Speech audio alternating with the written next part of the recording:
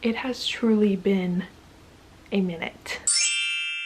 Hi guys, welcome back to my channel. I have so many fun videos planned, and for real this time. I'm just really excited to get into the end of the year, beginning of the year. It's the best time on BookTube. So many fun videos come out, and I have a lot of fun vlogs planned as well. And I'm losing my mind, so trying to make vlogs as fun as possible. And I'm really excited for this video today, which is a follow-up to my 5 books I need to read in 2020. If you haven't seen that video, go watch it first. It's just basically a video where I explain the 5 books I want to read in 2020, which all have a common theme. For 2020, it was reading books from authors I had never read from before, so me reading their work for the first time, and I also own more than one book by them. To give you an example, just to clear things up, I read in 2020 The Start of Me and You by Emery Lord. I never read from this author before, and I also owned When We Collided, and I believe another book by her, but just to kind of understand better, I'd never read it from Emery Lord prior to 2020, and I owned 2 unread books by her. So I wanted to see, do I really like Emery Lord's writing? Do I like any of the authors that I read from in 2020's writing, or do I want to unhaul? Because my thought process was, if I really don't like her writing, if I really hated the story, if I hated it, I could also unhaul any of her other books or any of these other authors' books. So I'm going to go through my thoughts today, what I figured out about these books, what I figured out about these authors, and answer the question, will I be reading more from these authors in the future? So without further ado, let's get into it. So I wanted to start off with the first book I read in 2020 that was part of this challenge, and that was Heartless by Marissa Meyer. I owned this, and I also owned Cinder, which is the first book in the Lunar Chronicles series by Marissa Meyer. She has other books, Renegades, I believe she has a new series coming out this year, and I gave this book 2 stars. I really didn't, I didn't hate it. I respected what it did, and I actually did enjoy the writing style. I just think this book was kind of set up to fail for me. This is a Queen of Hearts retelling. It's kind of the origin story of the Queen of Hearts from Alice in Wonderland. I think I talked about this before. I read it in, I guess, maybe the winter or the spring, so I'll link up the wrap-up where it discusses more in length. But basically, this book doesn't have a happy ending. That's not a spoiler. It actually says it. Or if you know the Queen of Hearts, you know the story. I did not. Okay, it didn't click in my brain. I don't like stories that don't at least have some semblance of happiness. It just was not my vibe. I don't think that's the fault of Marissa Meyer. I think that's the fault of me. I actually did enjoy the writing style. That's why it has 2 stars and not 1. I did enjoy reading it. I thought it was pretty fast paced, and I enjoyed the characters a lot actually. Plus, I was kind of setting myself up a little bit for failure here too, because I really want to read the Lunar Chronicles. I've heard such good things about it over the years, so I will be reading more from Marissa Meyer. This book is even getting unhauled because I'm obsessed with the cover, which is a questionable reason to keep a book, but it is absolutely gorgeous. So I will not even be unhauling this. I know plenty of people that will love this. If this sounds like your vibe, go for it. Just was not mine. But I still have a lot of respect for Marissa Meyer. I'm still very interested in the Lunar Chronicles. I'd probably need convincing on Renegades, but if you've read Renegades, let me know. The next author I read from was Jandy Nelson, and I read I'll Give You the Sun. I also own and have not read still The Sky Is Everywhere by Jandy Nelson. Spoiler alert for my best books of 2020. This is, I haven't finalized my list yet, but this is one of the best books I read this year, period. I don't think it would be for everyone, but it was just the most beautiful book. It is absolutely heartbreaking. It is hard to read. It is beautifully written. This tells the story of these 2 twins. It takes place in the past from one twin's point of view and in the future from another twin's point of view, after the twins have kind of not been close for some time. It's a beautiful story. I adored it so very much, and the writing is so good. I think the only thing that people might not vibe with in this book is it is very, I don't know what the word would be, or the vibes.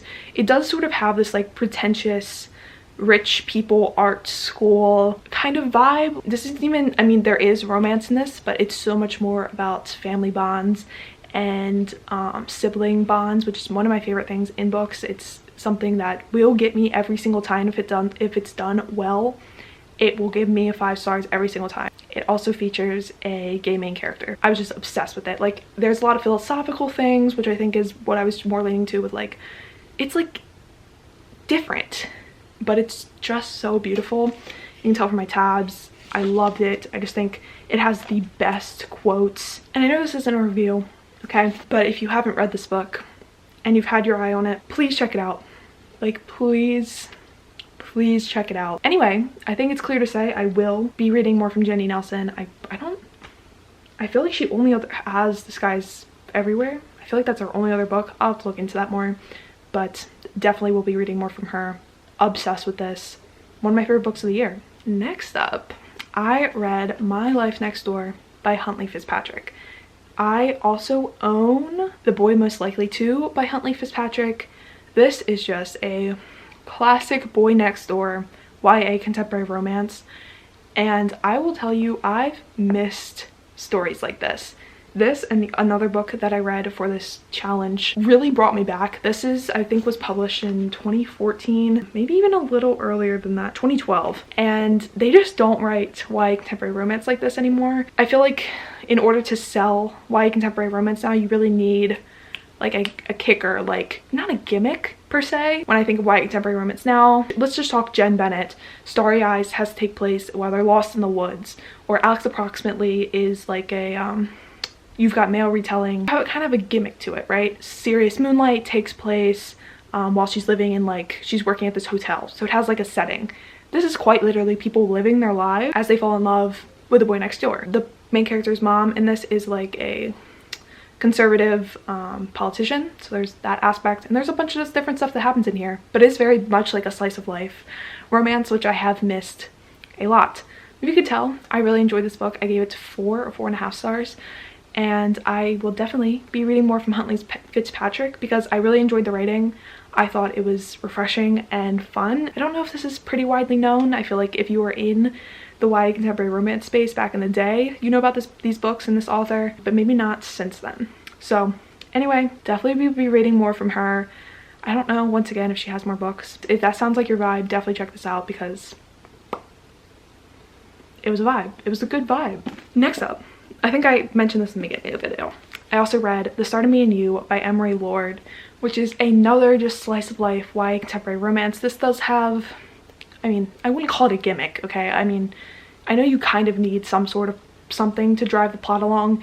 This is following our main character whose boyfriend had passed away from a drowning accident, and she's kind of living with the fact that she really didn't know her boyfriend for that long. They weren't together for that long, but her life has been so impacted by his death, and so many people kind of seem to associate her with him. This just follows her trying to figure out who she is, who she wants to be after that, and also the introduction of a new boy and her trying to figure out everything. It is so cute. I gave this 5 stars. This is one of the cutest romances that I've read in a really long time.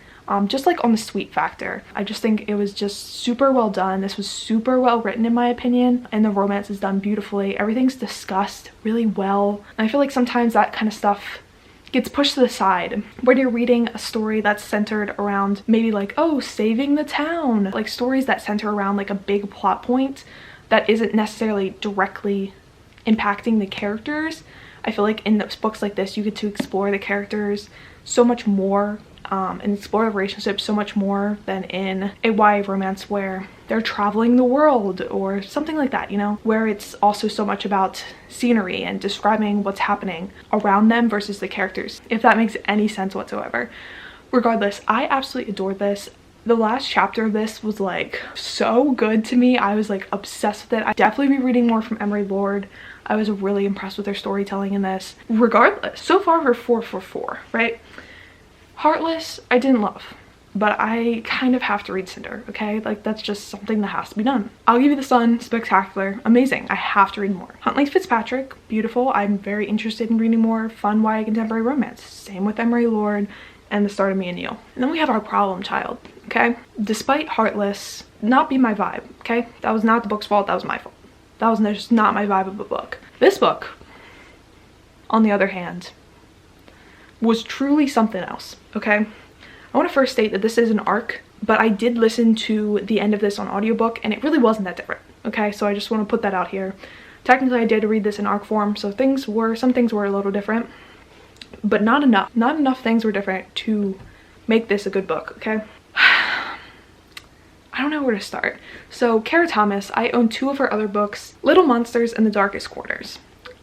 I was so excited for this book because the premise sounds super interesting, right? First, there was a car accident, 2 girls dead after hitting a tree on a rainy night. Not long after the murders happened, those 2 girls were killed by the man next door. Monica's sister was the last cheerleader to die. After her suicide, the cheer squad, so these are all a bunch of cheerleaders that died in like quick succession. This happened years ago, so now it is the sister of the girl who committed suicide trying to figure out if actually there is a reason that all these girls were killed at the same time. Like, did her sister actually commit suicide? Was she murdered? Who actually murdered the girls? Because she doesn't think it was the guy next door. And is there really nothing that happened to the girls that just like hit a tree? You know, she's trying to see if all of their stories are connected. I was really intrigued. I don't read YA mystery thrillers very oftentimes because they're not as good, and this one was just not for me. I didn't even hate the plot line that it took. It was just the writing was so boring. It was so hard to read. This took me months to read because I didn't have an audiobook, which I absolutely needed for this. I like could not get through it. I got at the end. I literally I think I got an Audible credit to finish this because I literally could not finish it. But the confusing thing about this is I gave this 1.5, 2 stars. I liked the ending. Okay, like the last chapter, I was like, okay, I didn't see that coming. Cool, I liked the ending. Everything else was so painful. But the worst part about this is that this is her lowest rated book. It's her newest book, but it's also her lowest rated. So I don't know if her other books are better.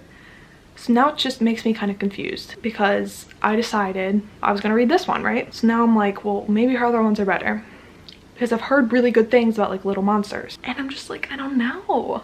So I really need you guys to tell me what to do with here because I have 2 more of her books. They're beautiful hardbacks. I'm still intrigued by them, but I'm not sure if I should just get rid of them because this was like bad. This is getting unhauled because I really just didn't like that. Yeah, okay, so that's like my conclusion from this.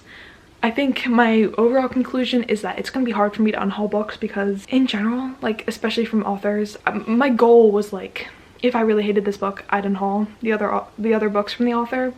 But like one book doesn't necessarily give you, unless it does something offensive, that I'm like, oh, I'm done with this author. I'm open to giving them another chance. So maybe in the future you'll see me giving Marissa Meyer and Kara Thomas another chance to see if I really don't like their vibes or their books. But I'm definitely not unhauling anything today other than the cheerleaders. That book's going. But I will not be unhauling any books that I haven't read yet.